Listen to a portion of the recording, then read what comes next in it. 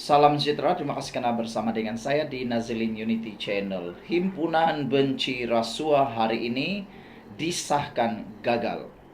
Ramai para pengulas politik dan juga pemerhati politik mendapati bahwa himpunan benci rasuah yang dibuat hari ini gagal. Karena ianya hanya disertai oleh 200 pemimpin atau 200 peserta sahaja.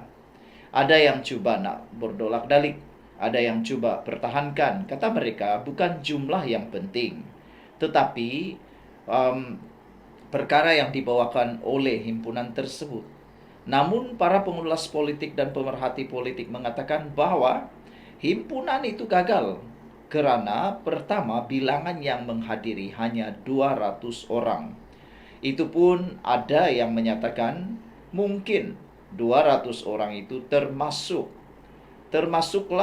ahli wartawan yang turut berada di lokasi. Jadi kalau dihitung mungkin tak sampai pun 200 orang yang menyertainya. Perkara pertama yang dinyatakan oleh para pengulas politik dan pemerhati politik, mengapa himpunan itu gagal ialah kerana pertama sekali tiada pemimpin parti politik besar yang menyokong himpunan itu. Di bahagian pembangkang maupun bahagian kerajaan, tiada pemimpin-pemimpin yang berani ikut. Dikatakan bahwa yang hadir pada himpunan itu hanya pengarah eksekutif Suaram, Seven Dorasami, timbalan pengerusi PSM S. Arut Ched Velam, dan juga aktivis Fahmi Reza, serta bekas ketua pesuruh JSPRM Latifah Koya dan peguam daripada Lawyer for Liberty Zaid Malik. Tiada pemimpin politik yang sebenarnya dilaporkan dalam Malaysia kini ini, di mana para pemuda parti PAS dan parti Bersatu yang dikatakan kononnya mahu menyertai himpunan itu.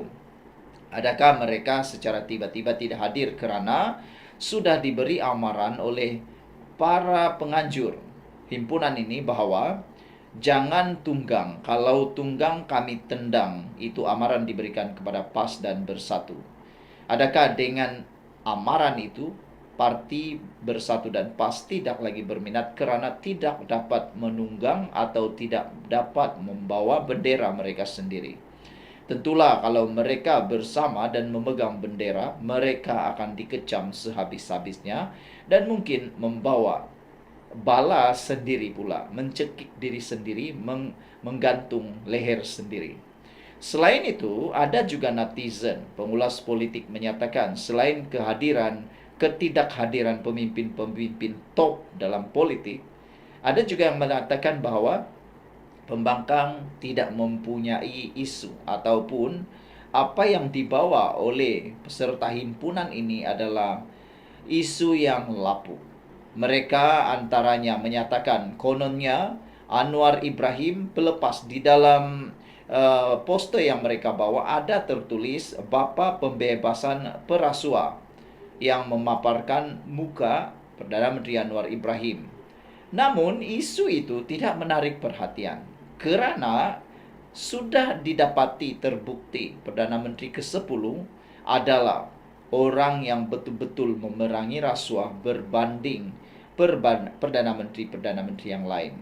Anwar Ibrahim membuatkan SPRM sangat ditakuti sekarang ini. Di mana-mana cerita SPRM, di pelusuk bandar, kampung, kota, pekan, pedalaman, semua orang takut SPRM sekarang ini. Dicakap SPRM, semua orang takut kerana SPRM benar-benar membongkar rasuah kes-kes besar.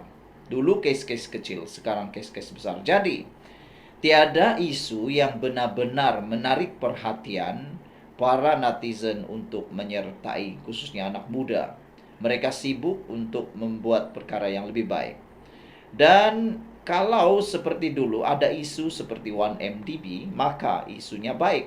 Tapi kalau isu-isu seperti yang dinyatakan ini tidaklah membawa kesan yang besar, termasuklah permintaan ataupun spanduk yang dibawa oleh himpunan supaya tiada tahanan rumah untuk Najib, itu juga tidak menarik perhatian. Dan yang terakhir, yang menyebabkan himpunan ini gagal ialah kerana ada beberapa pendapat menyatakan mahasiswa sekarang ini sudah muak menyertai perkara-perkara yang tidak memberikan apa-apa perubahan.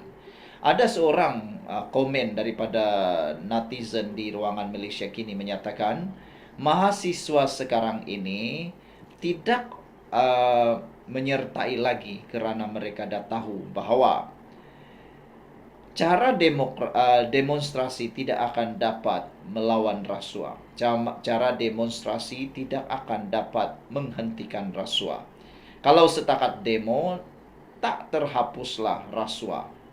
Sebab orang-orang yang buat rasuah ini pintar bijaksana. Mereka tak akan tunjuk rasuah itu kamu orang.